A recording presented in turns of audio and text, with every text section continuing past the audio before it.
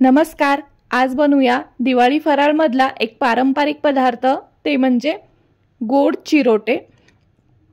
बघू शकता तुम्ही की याला किती छान लेयर आलेले आहेत. अगदी खारीसारख्या लेयर येतात आणि खुसखुशीत हे चिरोटे होतात. खूप टेस्टी लागतात खायला. बनवण्याची पद्धत सुद्धा खूप सोपी आहे आणि बघा किती खुसखुशीत हे चिरोटे झालेले आहेत. अगदी एक ना एक लेयर वेगळी होतीये.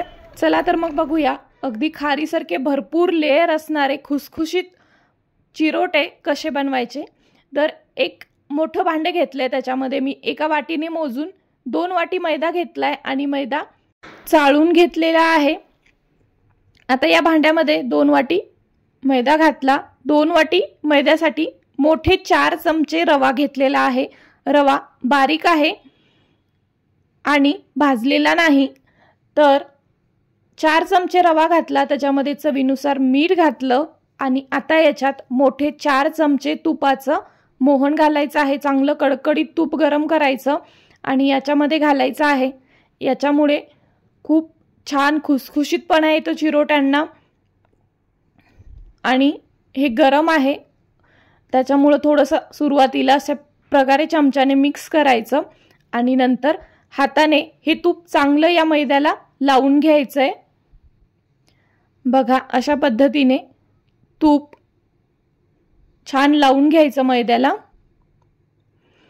आता इथे मी अर्धी वाटी दूध घेतलेला आहे आणि थोडं थोडं दूध घालून मैदा भिजवून घ्यायचा आहे.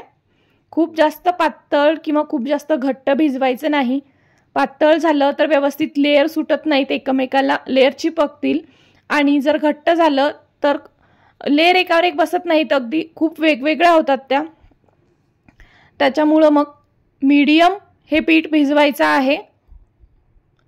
थोडं थोडं दूध घालून पिठाचा गोळा मळून घेत आहे. खूप टेस्टी होतात हे चिरोटे. पाकातले चिरोटे सुद्धा बनवतात, पण पाकातले चिरोटे थोडेसे जास्त गोड लागतात, म्हणून मग अशा पद्धतीने बनवते मी. तर बघा छान गोळा मळून झालाय. खूप जास्त सॉफ्ट केलेला नाही, गोळा रफली मळलेला आहे. आणि आता हे झाकून ठेवायचं आहे 15 ते 20 मिनिटं. तोपर्यंत मिक्सरच्या भांड्यामध्ये पाव वाटी साखर घेतली आहे आणि याची पावडर करून घ्यायची.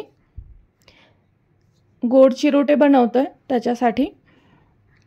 तर आता साठा बनवून घेणार आहे. चिरोट्याला छान लेयर याव्या त्याच्यासाठी इथे मी साठा बनवण्यासाठी 3 चमचे कॉर्नफ्लोअर घेतले आणि त्याच्यात 4 मोठे चमचे तूप घातले. तूप नॉर्मलच आहे, म्हणजे गरम वगैरे केलेलं नाही.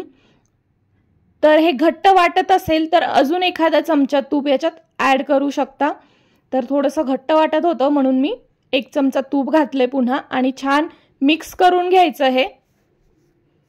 बघा अशा प्रकारे साधारण हे पातळ बनायला हवं. तर आता साठा तयार झालेला आहे आणि 15 ते 20 मिनिट झालेली आहेत पीठ भिजवून. रवा छान फुलून आलेला आहे. पीठ छान सॉफ्ट करून घ्यायचं. आता एक 5 ते 6 मिनिटं छान मळायचं आणि सॉफ्ट करून घ्यायचं. आता हे मळून झालंय, तर आता पिठाचा एक गोळा घेऊन त्याची चपाती लाटून घ्यायची.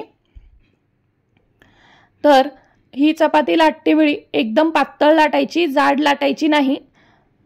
छोट्या साईजमध्ये किंवा मोठ्या साईजमध्ये लाटू शकता, फक्त पातळ लाटायची. तर आता अशाच पद्धतीने बाकीच्या चपात्या सुद्धा लाटून घेणार आहे. लहान साईजमध्ये लाटा किंवा मोठ्या साईजमध्ये लाटा, फक्त पातळ लाटायची. तर 2 वाटी पिठामध्ये 4 चपात्या तयार झालेल्या आहेत मीडियम साईजच्या. आता त्यातली एक चपाती घेतली मी पोळीपाटावर आणि त्याच्यावर हा बनवलेला साठा लावायचा. साठा अगदी काटोकाट सगळीकडे लावायचा. याच्यामुळे खूप छान लेयर येतात चिरोट्यांना आणि खुसखुशीत सुद्धा होतात चिरोटे. तर आता काटोकाट छान हा साठा लावून झालेला आहे. त्याच्यावरती दुसरी चपाती ठेवली. आता इथे मी छोट्या छोट्या चपात्या बनवल्या, त्याच्यामुळे मी 4 चपात्या एकावर एक ठेवत आहे साठा लावून अशा पद्धतीने. मोठ्या एकदम चपात्या असतील तर 3 चपात्यांचं केलं तरी सुद्धा चालेल। तर आता दुसरी चपाती ठेवून त्याच्यावर सुद्धा साठा लावून घेतला छान। आणि आता अशाच पद्धतीने बाकीच्या 2 चपात्या सुद्धा बनवून घेतल्या।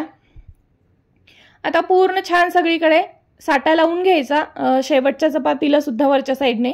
आणि आता याचा करायचा आहे रोल। तर बघा अशा पद्धतीने याचा रोल बनवून घ्यायचा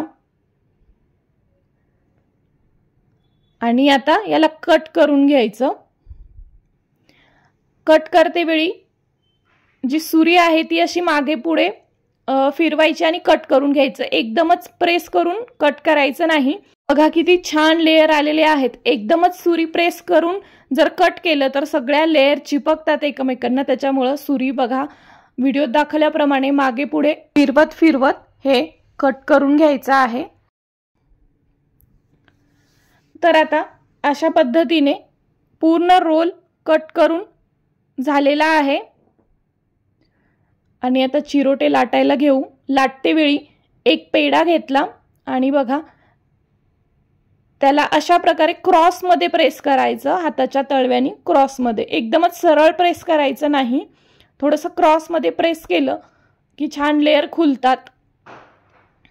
आणि आता हे लाटून घ्यायचंय। लाटते वेळी तेल किंवा तूप लावायची गरज नाही। तर बघा अशा पद्धतीने हे लाटून घ्यायचंय।